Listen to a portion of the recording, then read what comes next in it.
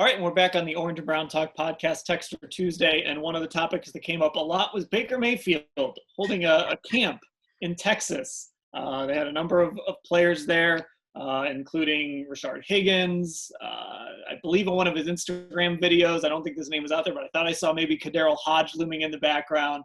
Some of the receivers, a couple tight ends, Mary Kay David Njoku was there.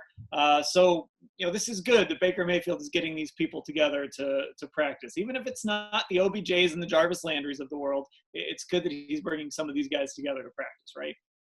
Yeah, it's really important. I did for our Browns Insiders this morning. I went through about 4 different reasons why this is a great thing that Baker Mayfield's doing, and I'm not going to go through all of them here. But I mean, just for just the sheer leadership that he's showing, I think is fantastic, and I think that's important, especially when you have brought a lot of new guys onto the football team, the Jack Conklins, the Austin Hoopers, and guys like that. I think Baker is stepping up and showing that he's taking initiative during a very challenging time and saying, "Look, this is my team, and I'm going to do everything that I can to get us rolling and to spin this forward and to get us ready for the season." So that was one thing. And then just very briefly, another thing is learning the terminology. I mean, they have a whole new language to learn. And this is an opportunity for them to start speaking the same language, getting on the same page, getting comfortable with the new offense that they will be running. And, Scott, that's the challenge, right? They don't have the spring program that we just talked about. They've got to get a feel for each other and learn a lot of this stuff. So, we're not going to talk about any of the distancing guidelines and things like that. That did come up in some of the texter questions. What can we really say about that? But all that stuff aside, it's got to be at least a little helpful that all these guys are together and working together physically.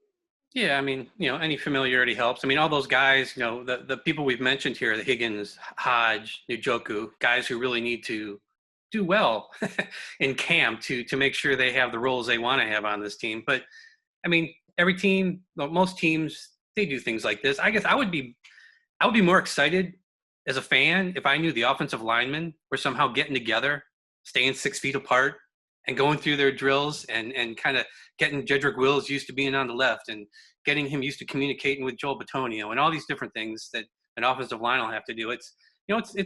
But you're right, Mary Kay. There's a leadership aspect to Baker doing this. But training camp is where things are really going to ramp up. And I think it's great to take the place of an off-season program that has gone away, but I don't know how much of a dent it's going to make when you don't have the main guys there like OBJ and Landry.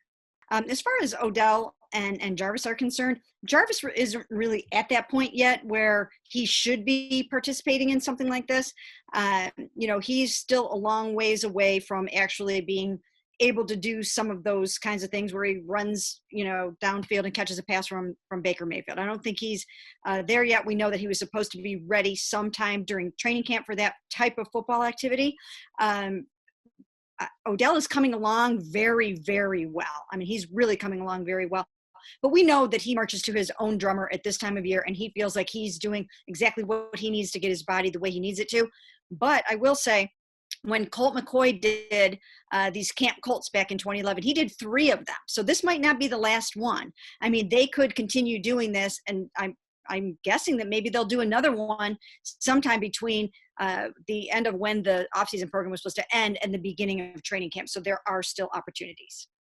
Scott, I think you make a good point with sort of how important it is for the guys, even though it wasn't Odell and Jarvis. It is important for a guy like Rashard Higgins, right, who's back on a 1-year deal making $900,000. He's going to have to hit the ground running in training camp. And all those other receivers competing for that 3rd spot, they're going to have to hit the ground running in training camp because they're not making an impression on the coaching staff right now on the field. They're going to have to show what they can do beginning at the end of July in that month in August if they want to make this roster.